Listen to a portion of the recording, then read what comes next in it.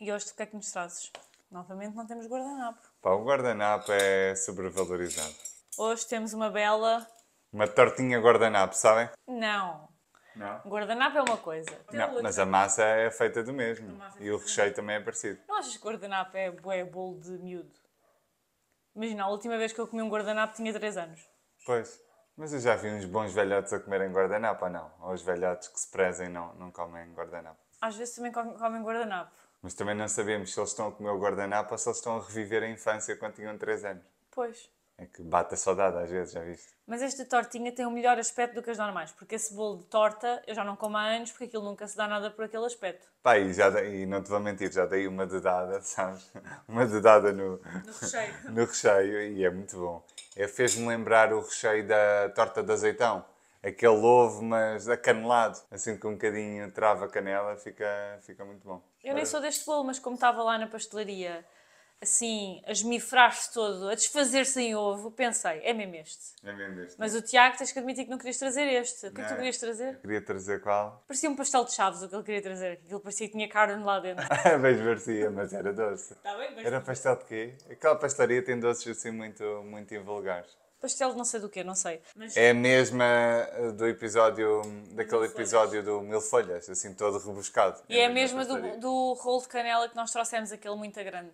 Ah, daquele cinnamon roll ou não? Sim. Mas se tu reparares, os bolos têm sempre muito bom aspecto, mas depois nunca são nada de especial. Ei, O que também é um concordo. indicativo. Não concordo, Olha, concordo. esse do rolo de canela não era nada especial, era super seco. Não gostámos. O Mil Folhas, idem.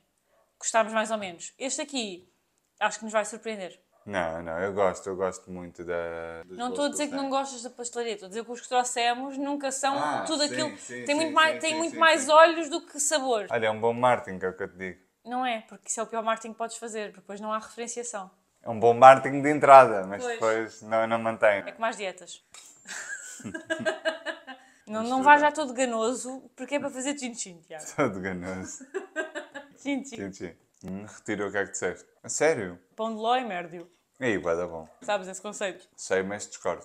E aí? Acho que é a melhor torta que eu já comi. Eu não sou muito fã nem de torta, nem de guardanapo. Como, mas não sou muito fã. Para comer coisas com recheio de ovo, prefiro uma boa torta de azeitão, que é dos meus favoritos. Não, mas é bom. É? Prefiro uma bola de Berlim. Olha, como por exemplo aquela da Simone. Aquela é espetacular. A Simone é a pasteleira ao pé de casa. Imagina que a Simone um dia sabia que estava a ser aqui falada. Nem ela imagina. A Simone não deve saber o que é o YouTube. Não. Nem deve saber o que é isso. Mas os filhos devem saber. És tu que és muito esperto e sabes e ela não sabe. Grande lata. Então diz lá, esta tarde é assim também? Não, é boa. É incrível. É o chamado mais houvesse. Ah, pois. Então vá, agora tens que te redimir. Não, é verdade. Dou um 4.5. Mas eu peguei um 4.6 a 7. É que é aquele bolo, não é muito grande. E, por exemplo, Eu dou 4.7, à o mil vontade. folhas, se comesses inteiro, era enjoativo. Este não era. Consegue encontrar ali um bom equilíbrio e que é um bolo bom. Incrível. O tamanho perfeito Acho que está um bocadinho mais fresquinho, se calhar, mas isso não é culpa deles, não é? da refrigeração, não é? Imagina que tinha levado um bocadinho de frigorífico. Mas Ele estava pouco, assim, o frigorífico é malandro, porque o bolo fica pior, o creme é que fica melhor. é isso. E verdade. se não arranjas ali o tempo perfeito de frigorífico, já fica ali com o sabor chamado a frigorífico, sabes? E já é estranho. É. Uma textura estranha, não gosto. Mas sim, se levares ali, vá, uns bons 15, 20 minutinhos de frigorífico, melhorava um bocado. Mas mesmo assim, incrível. Pois é. 4.7. 4.5. É? Ok. O que é que mais gostaste? Eu fui sem dúvida o recheio. E é o recheio da torta de azeitão. E eu adoro a torta de azeitão. Mas olha que os outros recheios também levam canela. Pá, não assim. Este parece que foi de género. Há quanto tempo é que não comes um guardanapo? Tu é que não comes há muito tempo, porque os outros que também levam... Não, mas é tipo... É o recheio tipo bola de Berlim, se reparares. Não é? Eu acho que não, acho que A bola de Berlim não leva canela. Mas o guardanapo não é bola de Berlim. Eu acho que a única diferença é a massa. Eu acho que não, acho que leva canela. Vamos descobrir. Vamos descobrir. Guardanapo. Bolo. É melhor dizer. Leva canela. O guardanapo bolo. Guardanapo bolo leva canela. Guardanapo É, sem glúten, não não, leva obrigada. Um pau de canela. Pois é, só um pau de canela. É só um pau de canela, ou seja, tudo diluído nem se nota, sabes? Guardanapos ou lenços. Com creme de canela. Alguns levam, outros não. A maior parte não leva. Eu, como bom pasteleiro, percebes? Eu sei que a maior parte não Eu leva. acho que alguns levam. Vamos ver o vídeo 24 Kitchen, da tia Cátia. Se a tia Cátia disser que leva... O da tia Cátia vai logo ter, né? Porque ela é mais rebuscada. Creme, azeite, açúcar... Olha, nem o da tia Cátia tem. Azeite, não sei onde é que... Leite. 2 litros de azeite. Pois não leva canela. Claro que não, claro que não. Pois. Repara, a diferença entre o recheio do guardanapo ou da bola de Berlim e da torta de azeitão é que o recheio é canela. O recheio é canela. O recheio de ovo com canela. Hoje estamos aloados, Trespassados. pá, trespassados. Hoje vamos falar sobre comer depois de jantar, fazer uma ceia, como lhe queiram chamar, um lanchinho. Vamos falar sobre comer depois de jantar, que é visto como muitas vezes como uma coisa má e que muita gente acaba por fazer. E vamos falar um bocadinho na perspectiva de o que é que efetivamente faz sentido, se é comer depois de jantar, se não é, se é parar de comer às 6, se é fazer jejum 24 horas para sempre, o que é que há de ser. E acho que posso começar por dizer que, obviamente, como já era de esperar, não existe uma resposta certa de se faz sentido comer ou não depois de jantar, porque isso vai depender do contexto individual de cada pessoa, não é? Eu acho que a ideia de que comer depois de jantar engorda ou faz mal ou o que seja, vem muito daquela ideia dos hidratos depois das 18. Que é, a partir das 18 cortas os hidratos, só comes a proteína e a gordura. A partir das 9 da noite não podes comer nada. Jejum de 24. Pois. Repara, sempre que partimos de uma base muito regrada, com muitas... Eu acho que quando tens que te enfiar numa caixa é logo mau sinal. É isso, é isso. Quando te enfias numa caixa, quando estás num mundo cheio de regras e muitas privações e muitos ses, sabes? Quando começa o se. Hidratos, sim, mas se for depois das 18 já não dá. Assim que entramos nesta panóplia de regras, de restrições e de conceitos, há uma grande probabilidade de ser no meio, não é? Da verdade estar no meio e de não ser necessariamente essa a verdade. Então eu começaria por aqui. Começaria por provocar esta reflexão, que às vezes tentamos nos colocar muito em gavetas, não, comer carne vermelha todo dia é que é bom. Não, só comer vegetais é que é bom. Ok, isso é legítimo, todas as opções são totalmente legítimas, mas é ponderarmos ou refletirmos se realmente é necessário essa dicotomia entre uma coisa e outra. Ou comer hidratos o dia todo, a toda a hora, ou depois das 18 não posso. Será que não há um ponto do meio? Não há um... Eu vou averiguar o que é que faz sentido para mim? É isso. Eu acho que acima de tudo é olhar para dentro e perceber essa resposta. Porque às vezes perguntam-me, o que é que achas do jejum intermitente? E eu sei que não é o tema, mas já agora, porque está aqui um bocado relacionado com comer à noite. Imagina, há pessoas que naturalmente não têm tanta fome no período da noite, no final do dia, ou pessoas que não têm tanta fome no período da manhã e acabam por não tomar o pequeno almoço, uma coisa natural. E eu acho que não faz sentido estarmos a colocar na caixa de eu faço jejum intermitente, porque imagina, se tu não tens fome de manhã, simplesmente não tens fome de manhã. Não precisas estar a colocar numa caixinha e estar de repente a contar as horas que fizeste de jejum, porque torna o processo muito menos sustentável. Logo aí, se pensares, imagina, se tu sentes fome de manhã e estás à espera que passem mais 3 horas porque não podes comer, logo aí torna-se uma regra muito pouco sustentável. Mas regressando aqui ao tema, que eu acho que parte muito disso a questão de ser mal visto o comer de noite. Acho que podemos só fazer o disclaimer que, apesar de não haver uma resposta certa, o processo de digestão e o ir dormir não são processos que devem acontecer em simultâneo. Daí, muitas vezes, as pessoas sentirem-se desconfortáveis quando vão comer e quando se deitam com a barriga muito cheia. Então, logo aí, acho que a única coisa que podemos dizer aqui, que se calhar é um consenso, é que fazer uma refeição pesada e ir logo dormir acaba por não ser o melhor que podemos fazer na maior parte dos dias, obviamente, na nossa rotina, porque são processos que não devem acontecer em simultâneo, concordas? Sim, claro. Não irmos para a cama, não irmos dormir com o estômago muito cheio. Exatamente porque o processo de adormecer e o processo digestivo, como tu estavas a explicar, são antagónicos em termos de temperatura, não é? Um faz descer a temperatura, que é o caso do sono, e o outro faz elevar a temperatura. Então são um bocadinho antagonistas, não é? Um bocadinho contrários, digamos assim. Exato. E se faz sentido ou não comer à noite e se estamos confortáveis ou não com a forma como isso está a acontecer, são outras questões. Ou seja, pode ser o caso de eu efetivamente gostar de fazer uma ceia e ser uma ceia ok e estar confortável com isso e simplesmente ter a dúvida se faz sentido ou não comer à noite, e acho que aí podemos responder que depende do contexto individual da pessoa, mas que se a pessoa se sente confortável, se não é uma refeição pesada, não há também por que ser assim tão errado comer à noite como muitas vezes nos é passado, que a última refeição tem que ser às 19 da tarde. Não é necessário isso. Eu acho que uma boa forma de distinguir se faz sentido ou se é uma treta é quando se aplica a toda a gente, logo aí é logo de desconfiar. Ou seja, se para toda a gente faz sentido parar de comer às 19, logo aí é desconfiar, porque nós não sabemos a rotina de toda a gente e obviamente isto tem que ser aplicado ao contexto de cada pessoa, e há pessoas que efetivamente podem sentir mais fome depois de jantar.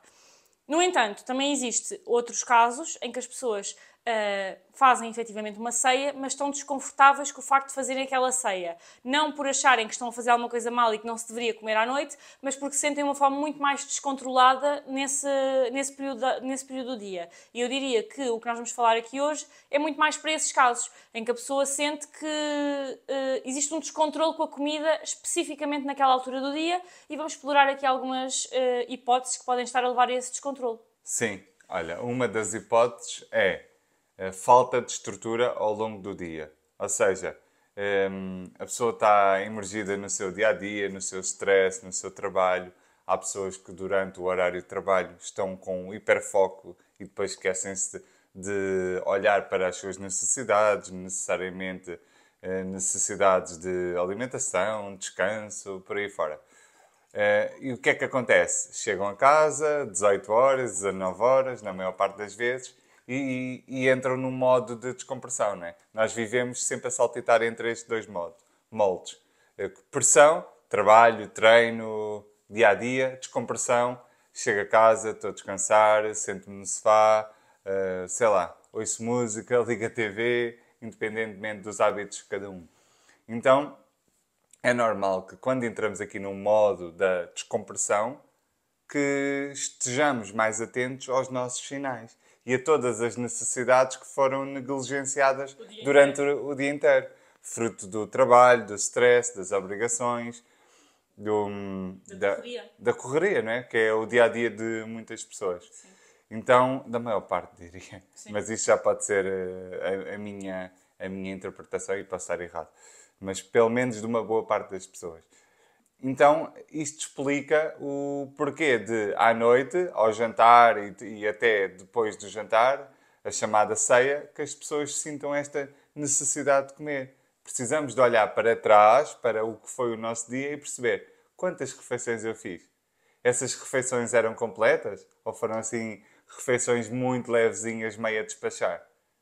Então, se nós chegamos à conclusão que fizemos poucas refeições, deixámos arrastar os níveis de fome até estes ficarem muito intensificados, é absolutamente normal que eu chegue ao final do dia e que eu sinta que eu tenho aqui necessidades que não foram colmatadas ao longo do dia, nomeadamente físicas. Mas se tu misturares isto a algum cansaço, a algumas necessidades emocionais, tudo junto, pode fazer aqui um combo perfeito para o suceder de alguns episódios de exagero alimentar. Sim, sem dúvida. Ao jantar e à ceia. E às vezes, muitas vezes, as pessoas relatam que antes do jantar. Depois chegam ao jantar, muitas vezes já sem fome. Sim, também ia fazer essa nota que quando nós falamos de noite aqui, para muitas pessoas a noite não é tão relevante, não é relevante, mas não se relaciona tanto com elas. O que se relaciona mais é o período de chegar a casa até fazerem o jantar ou até o jantar estar pronto, que sentem sentem este descontrolo e depois muitas vezes acabam ou por jantar só para dizer que estão a jantar ou já até nem sentem fome de jantar. Já não sentem fome de jantar. Já não sentem fome para jantar. Muito, deixa só dar-te a nota. Sim. Muito por causa daquela questão que eu falei da pressão e descompressão. Porque Sim. O chegar a casa é o primeiro momento de descompressão. Então é como se os sinais de fome tivessem muito intensificados, mas tu conseguiste percepcioná-los.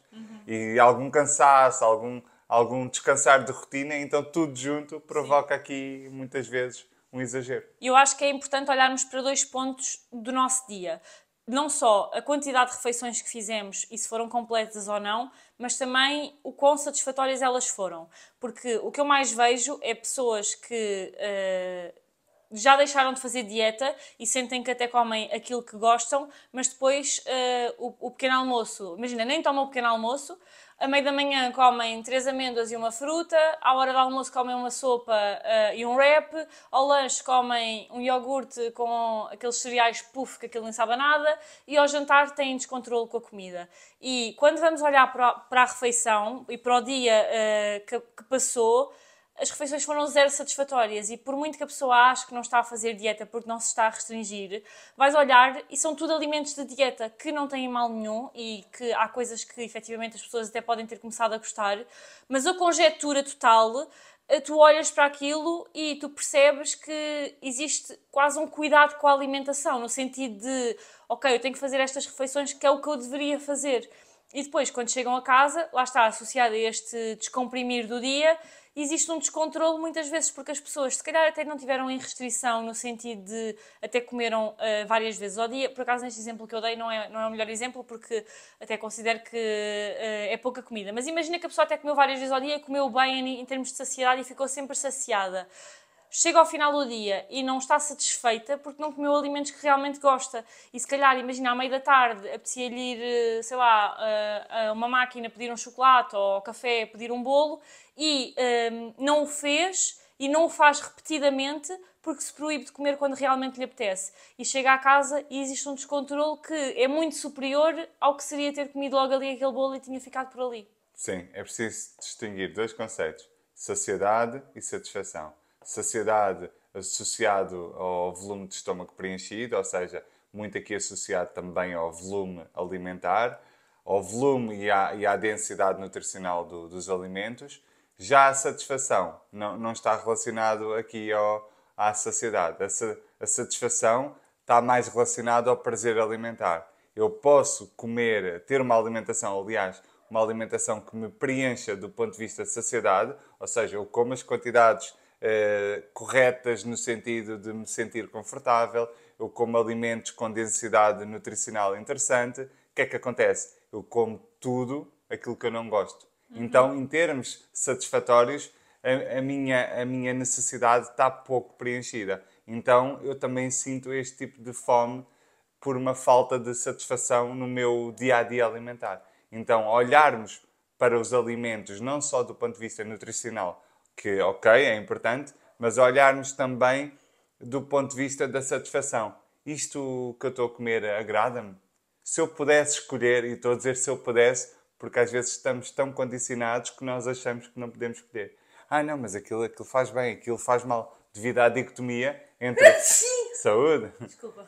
Devido à dicotomia entre alimentos bons e maus, que está implementado na cabeça da maior parte das pessoas, vivemos muito sem olhar para o nosso prazer alimentar. O engraçado é que o prazer alimentar é fundamental para termos uma alimentação saudável. E o que é estranho de ver? O que é estranho observar? Que falamos tanto de alimentação saudável, de um ponto de vista geral, mas ninguém, ou quase ninguém, está a falar de prazer alimentar quando este é tão necessário numa alimentação saudável. Sim, tocaste aí num ponto, antes de ir à parte da satisfação, na parte da questão do volume alimentar. Há muita gente que também só come uma sopa ao jantar, que tem este hábito, às vezes incutido pelas dietas, outras vezes não, mas comer uma sopa ao jantar e complementar com mais alguma coisa, ou às vezes nem isso, e sente que fica saciada, lá está, porque a sopa acaba por ocupar muito volume no estômago, mas depois sente fome muito mais rapidamente. E às vezes o intuito da sopa ao jantar acaba por nem ser o mais positivo, porque às vezes é mesmo por uma questão de se portar bem, entre aspas. Quando é por uma questão de gosto, de eu sinto-me bem só com uma sopa ao jantar, acho que não existe um problema e pode ser mantido, mas tentar avaliar se isso depois gera muita fome a seguir, porque se estiver a gerar é claramente um sinal que deveríamos ter feito uma refeição mais completa naquele horário e a sopa pode-se manter, mas tentar complementar com outros alimentos que sejam, do ponto de vista nutricional, mais interessantes do ponto de vista da saciedade. E em relação à satisfação, acho que é isso, é mesmo muito importante. ter isto em conta e estarmos atentos à nossa satisfação, porque nem sempre é fácil termos refeições super prazerosas, mesmo que já estejamos fora da cultura da dieta, porque às vezes, imagina, por exemplo, nós em casa, às vezes faço alguma coisa para o jantar, sobra para a hora do almoço do dia seguinte. Ao jantar até me soube bem, mas à hora do almoço se calhar já não era aquilo, mas imagina, somos adultos, é aquilo que há para comer e não vou fazer uma birra e não comer, não é? Então, ter atenção a isto é, ok, eu vou fazer esta refeição na mesma, eu não estou a comer algo que eu não gosto, se calhar não era exatamente aquilo que me apetecia, mas vou fazer esta refeição na mesma, mas se calhar tenho mais atenção a seguir, que posso ficar com vontade de comer um doce, por exemplo, que vem muito desta satisfação que não ficou preenchida naquele horário, e está tudo bem com isso. É uma questão de, lá está, olharmos para dentro, percebemos os nossos sinais internos e percebemos que, se calhar, do ponto de vista da saciedade, aquela refeição foi ok, mas do ponto de vista da satisfação não era bem aquilo que nos apetecia, mas era o que havia e dentro daquele contexto era o que fazia sentido, a nível de tempo, etc. Se calhar, a seguir vou ter mais atenção à parte da satisfação, no horário do lanche ou até antes. Sim, sem dúvida. E queria também dizer uma coisa que é absolutamente normal no início da nossa jornada, quando já estamos há muitos anos em dieta, que tenhamos esta dificuldade em reconhecer o que é fome, o que é satisfação, o que é que eu gosto, o que é que eu não gosto. Parece até um bocadinho parvo para quem está de fora e nunca fez uma dieta e não está por dentro da situação. Parece um bocado parvo. Como assim? Não sabes o que é que podes, o que é que não podes, quando tens fome e quando não tens. Mas temos que pensar o seguinte. Estar em dieta durante muitos anos é estar a viver para fora. Ou seja, eu estou a reger-me por regras externas. E qualquer sinal interno, ou seja, os sinais de fome e saciedade, nascem connosco, não é? Olhemos para um bebê. O bebê mal nasce, ele já tem essa capacidade de se autorregular em termos alimentares. Ou seja, isso é algo intrínseco ao ser humano. E não só ao ser humano. Olhemos para a natureza, para os animais. Para os mamíferos. O que é que eu estava a dizer? É absolutamente normal que quando eu me desconecto daquilo que é a minha essência e que é natural e vou viver debaixo de regras externas, olhar para as calorias, só posso comer 300 gramas de arroz. Independentemente da fome que oscila de dia para dia, não é? Nós não temos sempre o mesmo nível de fome, não temos sempre o mesmo nível de cansaço, de sono, de necessidades, de fazer xixi, como é que dissemos da última vez? Xixi. Xixi para os amigos. Ou seja, na fome não é diferente. Mas vivemos tantos anos fora de respeitarmos os nossos sinais internos que começamos a desabituar-nos de conseguir ouvi-los, de conseguir percepcioná-los até. Então é absolutamente normal que ao início haja aqui muita confusão e muita dificuldade. É exatamente esse o processo que nós fazemos com as nossas clientes nas consultas de terapia nutricional, que é sair das regras externas e conectar-nos ao nosso interior. E não do ponto de vista metafísico, não. Pode parecer estranho dito desta forma. Não é do ponto de vista metafísico. É um processo de conexão com algo que sempre tivemos. Mas, fruto de uma desconexão, fruto de ignorarmos os sinais que já são naturais em nós, há esta dificuldade em percepcioná-los. Isto é a mesma coisa de, por exemplo, andar é natural para nós. Fica lá aí, sei lá, 3 meses de cama sem te levantares. Vais ver como o andar, que era tão natural, que vai ser um bocadinho mais difícil até voltares a conseguir andar novamente. E esta analogia, foi como lembrei agora, não sei se é que faz mais sentido, mas acho que dá para perceber que com os sinais de fome é exatamente igual. Porquê é que eu estou a dizer isto? Para as pessoas entenderem que é um processo que se faz, é uma caminhada. É absolutamente normal eu, neste momento, não conseguir perceber quando é que eu tenho fome, parar de comer quando estou saciado, sair aos extremos, sabes? Sair à intensificação de fome máxima e sair àquela saciedade que já está tão para além do ponto que eu fico sempre com aquela sensação de enfartamento, de má disposição. Então é um processo que se faz, é um caminho de autoconhecimento, autodescoberta e de desenvolvimento pessoal. Sim, e é super normal haver essa dificuldade ao início, porque se nós ignoramos durante tanto tempo sinais, o ser humano é feito para estar constantemente em evolução e adaptação. porque só desse modo é que se permite a sobrevivência da espécie. E se existem sinais que não são usados, o nosso corpo adapta-se e deixa de... Não é que os sinais deixem de estar lá, mas nós deixamos de ter a facilidade que tem um bebê, por exemplo, de os percepcionar e começamos a prestar mais atenção a outras coisas, nomeadamente a fontes externas, por exemplo, aplicações para contar calorias, o que seja. Então, sim, é um reconectar com esses sinais que é possível, toda a gente tem esses sinais, alguns mais apuradinhos do que outros, mas é perfeitamente possível. Uma outra razão que pode levar aqui ao comer em exagero no final do dia, noite, está relacionado mais com uma questão emocional. Ou seja, não tanto com a parte da saciedade, da satisfação, mas mais uma parte emocional, porque lá está, como tu estavas a dizer há pouco, é o descomprimir de um dia e muitas vezes existe o tempo para as emoções virem ao de cima, nomeadamente a irritação, frustração, o stress, já não numa perspectiva de correria, mas aquele stress interno de estar estressado com alguma coisa, de não estás ansioso, não estás confortável. E com aquela sensação, que eu acredito que faça ressonância para muitas pessoas, a sensação de que não consegue chegar a todo lado.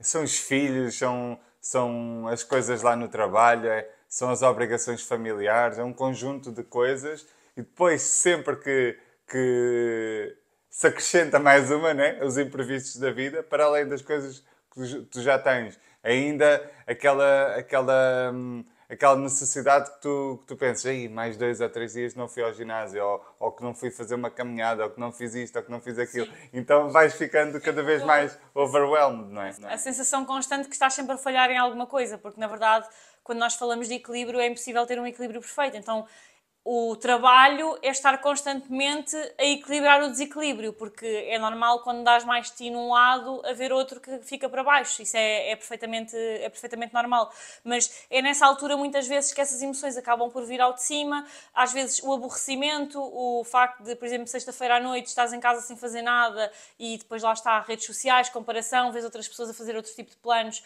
e, ou seja, um conjunto de situações que pode levar a emoções que são mais desconfortáveis e difíceis de gerir e que vem a chamada fome emocional ou o comer mais de forma em resposta a uma emoção e não diretamente relacionado com a parte da estrutura alimentar como falámos até agora.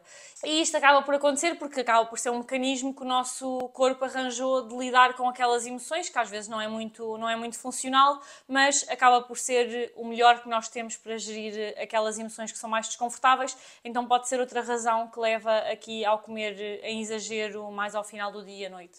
Sim, e repara, eu queria também dar aqui uma nota que é, muitas das vezes, a cultura da dieta já está tão enraizada que muitas das vezes os vilões já não são os ultraprocessados.